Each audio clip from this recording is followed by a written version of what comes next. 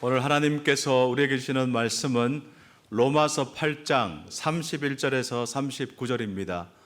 신약성경 251쪽에 있습니다.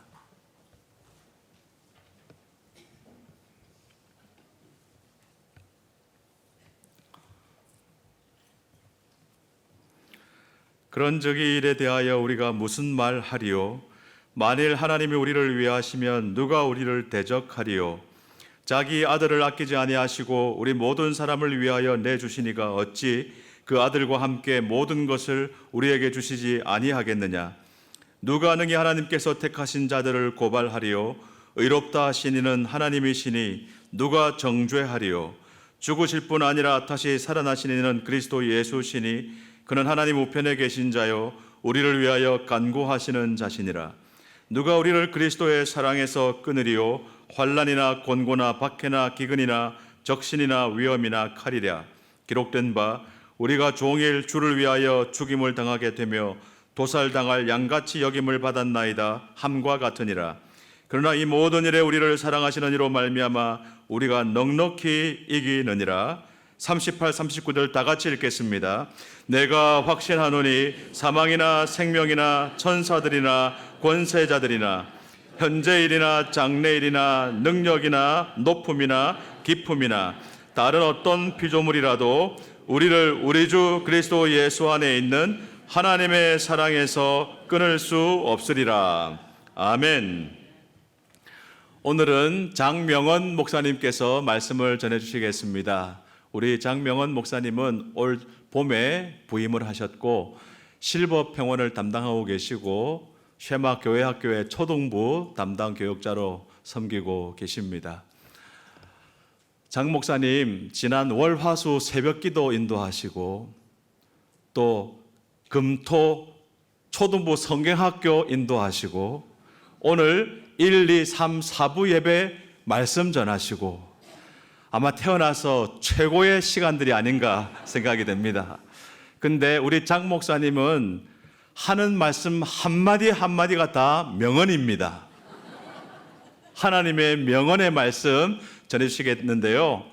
우리 목사님 향상교회 오셔서 무엇보다도 행복하게 사역 잘 감당하시고 8주 된 몽글이 아기도 사모님과 함께 건강하게 잘 자라가도록 격려와 축복의 박수 부탁드리겠습니다.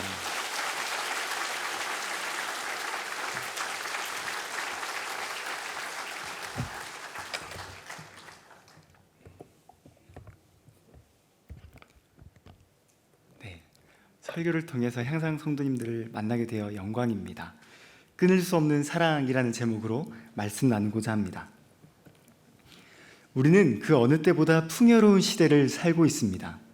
그러나 동시에 그 어느 때보다 불안한 시대를 살아갑니다. 내가 가지고 있는 직장도, 관계도, 건강과 미래도 확신할 수 없습니다. 그래서 우리는 질문합니다. 나는 이대로 괜찮을까? 내 인생이 실패하면 어떡하지? 나는 남들에게 어떻게 보일까? 사람들은 이 질문에 답하기 위해 노력합니다. 돈을 단순히 벌기보다 더 많이 벌기 위해 노력하고 성공을 하기보다 더 큰 성공을 바라죠. 좋은 사람이 되기 위해 노력하고 건강을 위해 노력합니다. 연애와 결혼을 준비도 하고 나아가 나의 신앙생활도 교회에서의 봉사도 그렇습니다. 우리는 주어진 것에 최선을 다해 노력합니다. 얼마나 좋습니까? 하지만 문제는 이 모든 것들로도 우리는 확신할 수 없다는 것입니다. 조금 불편하지만 이 지점을 깊게 들어가려고 합니다. 우리가 학생이라면 지금 다니는 학교는 어떻습니까? 미래를 보장할 만큼 좋은 학교입니까? 우리의 회사는 어떻습니까? 노후를 대비할 만큼 좋은 직장입니까? 우리가 지지하는 정당이 나라를 바꿀 것이라는 확신이 드십니까? 우리가 만나서 교제하는 사람이 있다면 어떻습니까? 결혼을 해야 대한 확신이 있으십니까? 우리의 사랑은 죽을 때까지 갈 수 있을까요? 우리가 자녀를 기르고 있다면 내 자녀가 믿음 안에서 건강하게 자랄 수 있을까 하는 불안은 없으십니까? 우리의 부동산의 가치는 어떻습니까? 우리의 주식은요?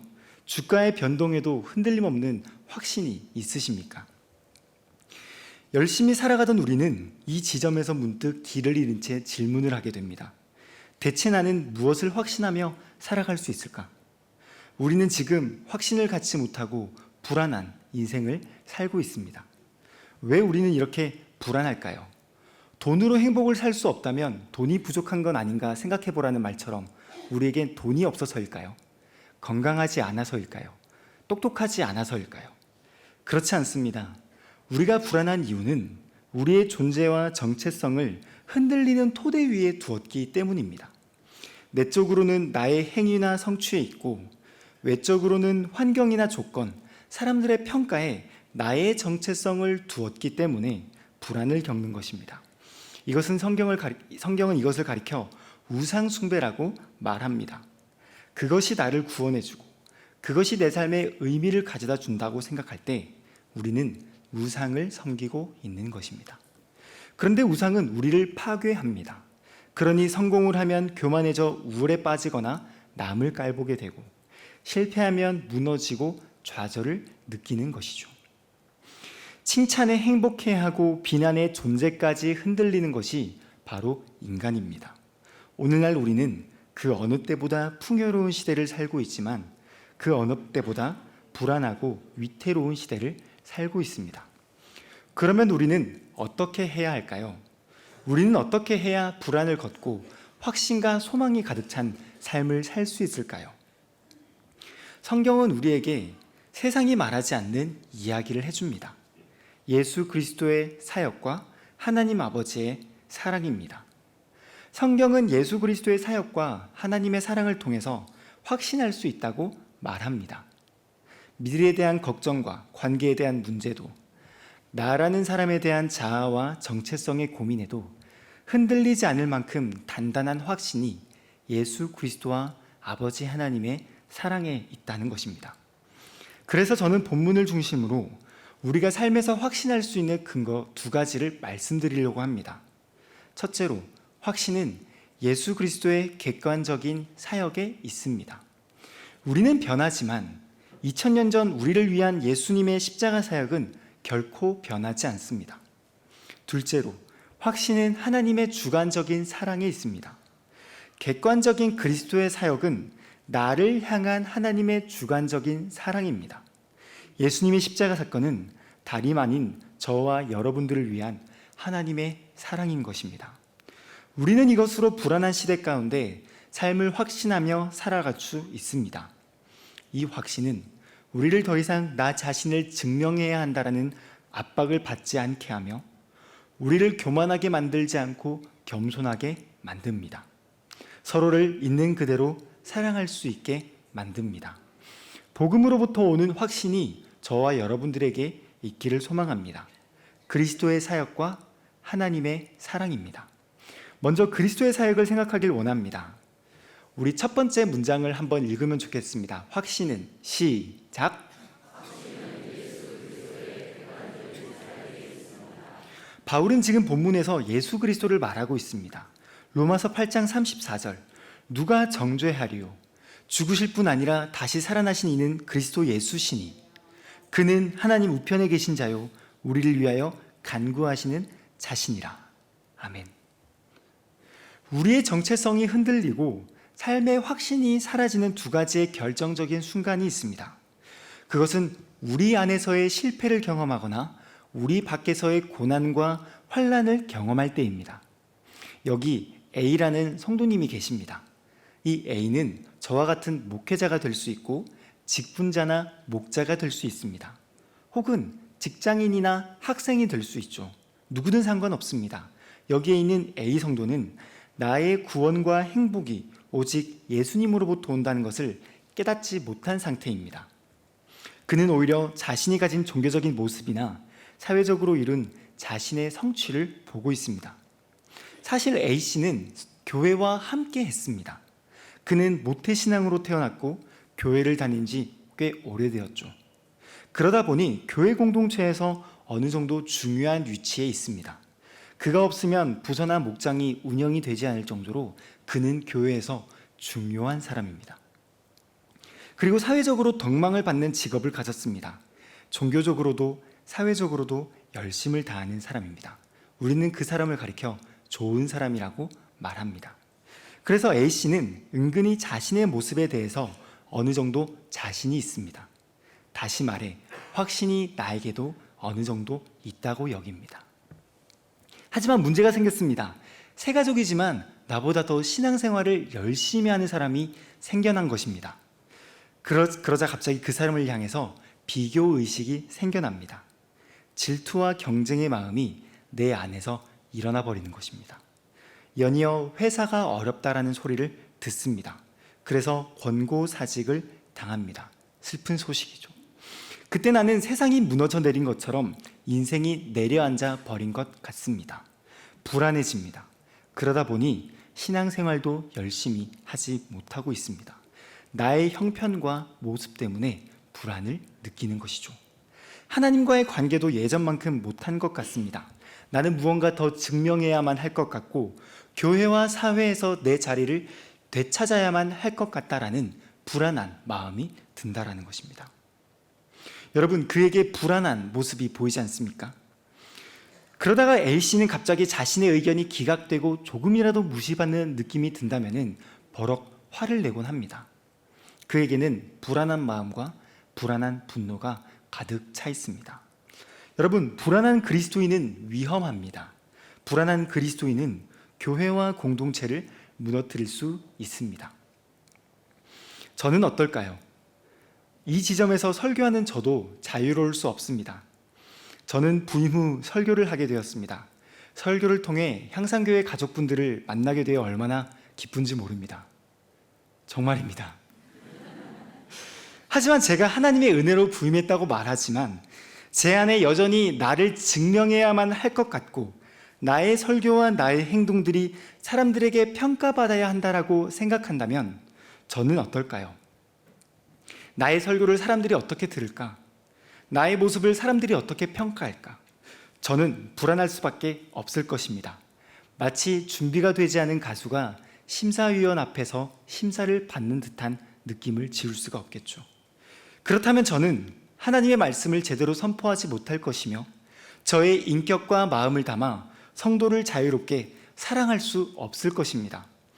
불안한 그리스도인이 위험한 것보다 자신을 증명하려는 불안한 목회자가 더 위험한 법입니다. 성도 여러분, 우리가 이처럼 흔들리고 불안해하는 이유는 나 자신을 성취나 타인의 평가라는 변화하는 토대 위에 두었기 때문입니다. 하지만 사도 바울은 전혀 다른 토대를 말하고 있습니다. 바로 예수 그리스도의 사역입니다. 로마서 8장 34절, 누가 정죄하리요? 죽으실 뿐 아니라 다시 살아나신 이는 그리스도 예수시니 그는 하나님 우편에 계신 자요 우리를 위하여 간구하시는 자신이라. 그러니까 매일 변하고 흔들리는 것이 아니라 결코 흔들리지 않고 변하지 않는 예수 그리스도를 말하고 있는 것입니다. 거친 바람과 사람들의 조롱소리에도 한치의 흔들림이 없던 십자가, 갈보리 언덕 위에 꿋꿋이 세워진 그 십자가를 사도 바울은 말하고 있는 것입니다. 십자가 사건은 2000년 전에 일어난 역사적인 사실입니다. 예수님이 그날 십자가에서 죽으셨습니다. 그리고 부활하셨습니다. 하늘에 오르시어 하나님 우편에 앉아 계셔서 우리를 위해서 기도하십니다. 여러분, 이것이 역사적인 사실일 줄 믿습니다. 여러분, 이것이 결코 변하지 않는 진리일 줄 믿습니다. 그래서 바울은 이렇게 말을 합니다. 31절부터 34절, 누가 대적하리요? 하나님이 그리스도 안에서 우리를 위하시기 때문에 대적할 자가 없다고 말하는 것입니다. 누가 고발하리요? 최고의 재판장이신 하나님이 우리를 의롭다라고 말씀하기 때문에 그 누구도 고발할 수 없습니다. 누가 정죄하리요? 예수님이 우리의 죄를 담당하셨기 때문에 우리에게는 죄가 없습니다. 세상은 우리를 향해 정죄할지 모릅니다. 심지어 우리 자신도 스스로에게 나는 안 돼, 나는 자격이 없어, 나는 쓸모가 없어 라고 스스로 자책하며 정죄할지 모릅니다. 하지만 여러분, 사탄과 사람들의 소리에 귀 기울이지 마십시오. 스스로 자기 자신이 스스로에게 하는 그 말조차도 귀 기울이지 마십시오. 의로운 재판장이신 하나님은 이렇게 말씀합니다. 너가 지은 죄와 연약함은 사실이다. 하지만 너는 내 아들을 보라. 내가 너를 위해 내 아들을 주었고 너의 죄값을 완전히 갚았다. 그러니 누구도 너를 고발할 수도 없고 그 누구도 너를 정죄할 수도 없다. 그리스도께서 이미 우리의 죄값을 지불하셨습니다. 이미 우리에 대한 판단이 십자가 위에서 끝난 것입니다. 여러분, 이런 예수님의 십자가 사역에 확신을 두고 싶지 않으십니까? 결코 흔들리지 않고 변하지 않는 예수님의 십자가 말입니다. 우리는 우리의 믿음을 확신하는 사람이 아닙니다. 우리는 우리들의 믿는 대상이신 그분을 확신해야 합니다. 우리의 확신은 우리에게 있지 않고 그리스도께 있습니다. 제가 좋아하는 예화가 하나 있습니다. 이 예화는 아직 교회를 등록하지 않았거나 향상교회를 등록하지 않았거나 교회를 오랫동안 다녔지만 하나님에 대한 확신이 없는 분들에게 좋은 예화가 될 것입니다. 여전히 하나님의 구원을 확신하지 못하는 사람들이 계시다면 이 예화를 들어주시길 바랍니다. 우리가 산 중턱에서 발을 헛디뎌 절벽에서 떨어지고 있다라고 상상해 보는 것입니다.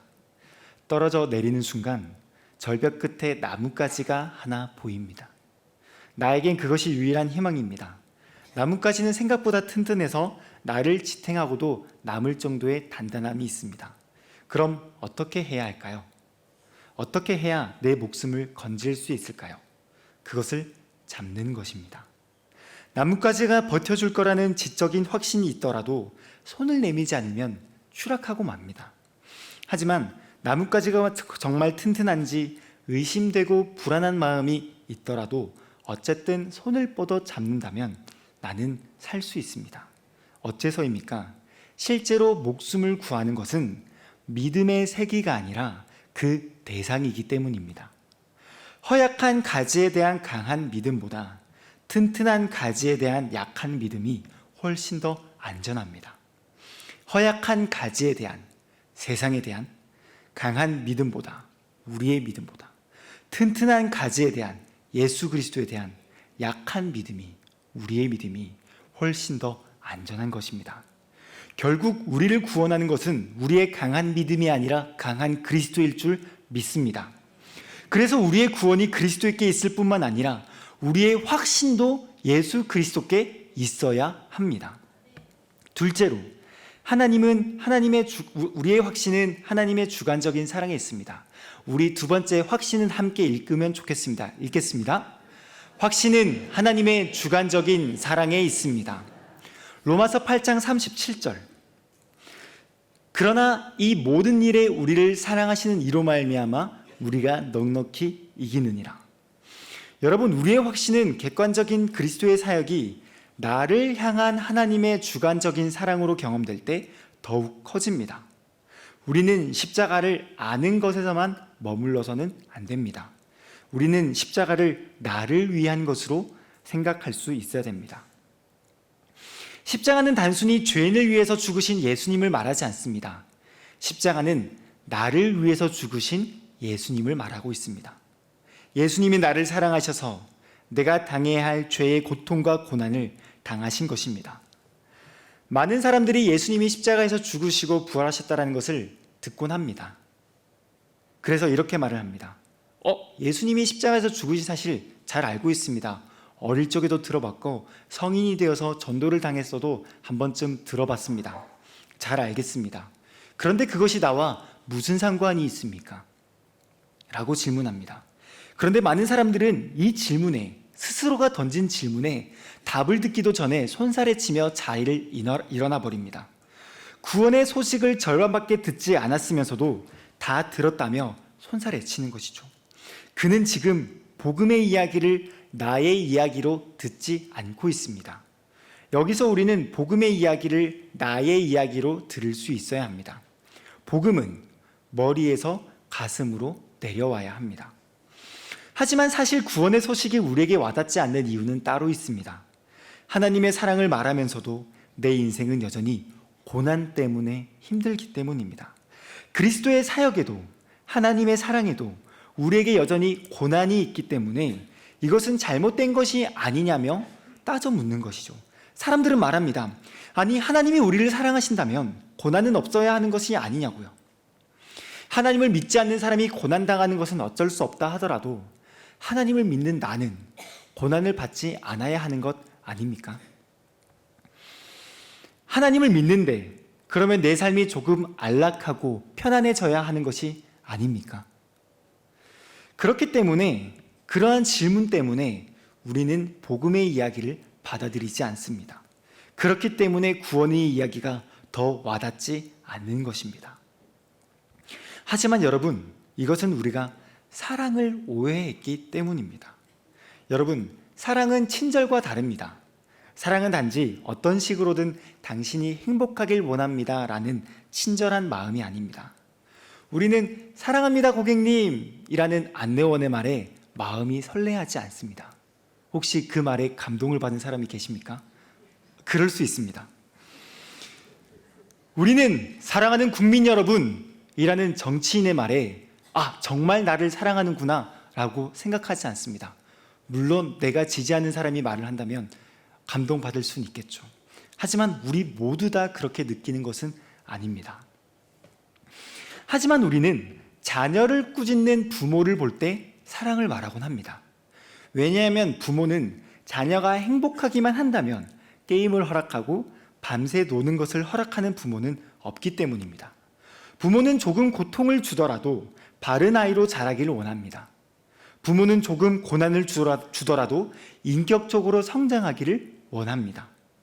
연인끼리 싸울 때도 마찬가지입니다.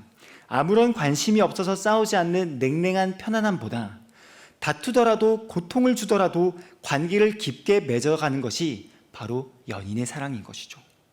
무슨 말입니까? 진정한 사랑은 단순히 편하게 대하는 것이 아닙니다. 진정한 사랑은 고통과 고난, 꾸짖음과 훈육을 필요로 합니다. 혹 여러분들이 교회에 나올 때 가족 안에서 잦은 다툼이 있었던 것이 있습니까? 그것은 사랑일 줄 믿습니다. 이처럼 하나님은 우리를 부모가 자녀를 대하듯 연인이 연인을 대하듯 대하십니다. 하나님은 친절로 우리를 만족시키시보다 사랑으로 변화시키시고 완성시키신다라는 것입니다. 다시 말해 예수님의 고난에 참여하면서 이 땅의 것들에 마음과 확신을 두지 않도록 하십니다. 하나님은 고난을 통해 우리가 세상을 이기고 하나님과 더욱 깊은 관계를 맺도록 하십니다. 이것이 고난을 통한 하나님의 사랑이며 우리를 향한 하나님의 뜻입니다.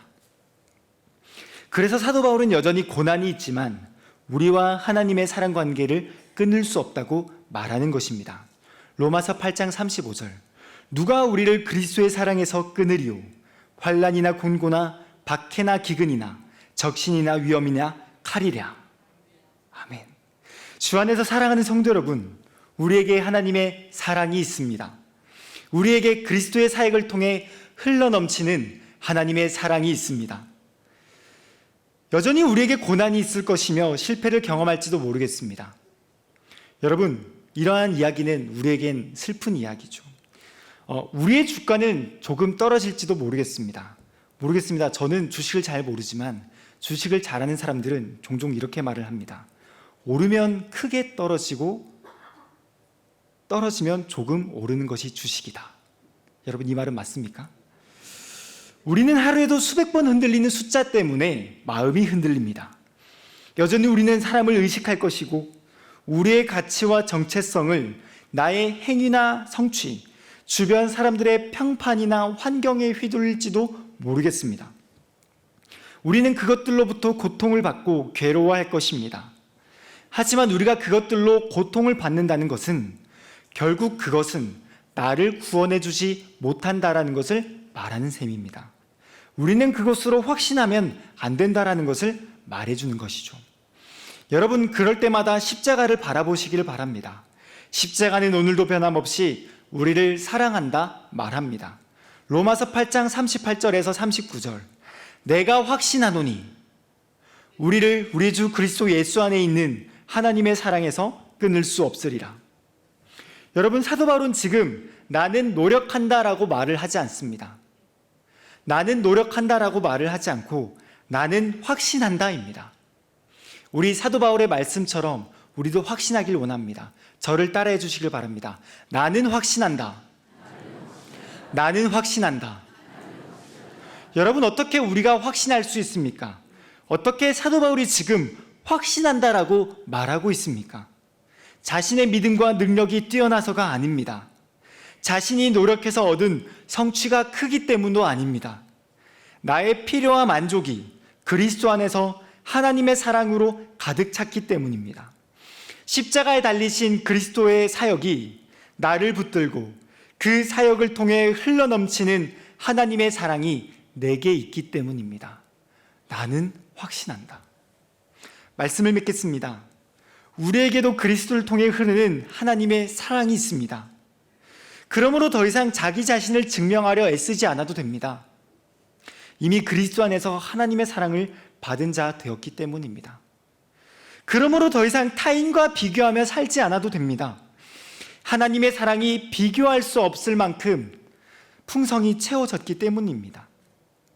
나의 필요와 만족이 그리스도 안에서 하나님의 사랑으로 완전히 채워졌기 때문에 우리는 불안하거나 염려하지 않을 수 있습니다. 여러분, 이렇게 적용하면 좋겠습니다. 이제 하나님의 사랑에 나의 정체성과 나의 가치를 두길 원합니다. 하나님의 사랑을 가정의 기초로 세우고 하나님의 사랑을 직장과 생활의 토대로 삼으며 하나님의 사랑에 나라를 맡기고 하나님의 사랑의 꿈과 비전을 품을 때, 하나님의 사랑을 자녀 양육의 기초로 삼고 하나님의 사랑으로 교회를 세울 때, 하나님의 사랑을 미래에 대한 확신으로 삼을 때, 우리는 그 어떠한 영역에서도, 그 모든 영역에서도 확신하며 살 수 있습니다. 그리스도의 사역이라는 객관적인 사실이 나를 향한 하나님의 사랑이라는 주관적인 확신으로 다가올 때, 우리는 종교적인 열심을 다해야 하고 사회적으로나 도덕적으로나 탁월해야 한다라는 불안에서 벗어날 수 있습니다. 우리는 이제 겸손과 사랑의 삶을 실천하고 하나님의 사랑을 누리며 살아갈 수 있습니다. 결코 끊을 수 없는 하나님의 사랑이 저와 여러분들에게 있습니다. 하나님이 여러분들을 사랑하십니다. 아멘.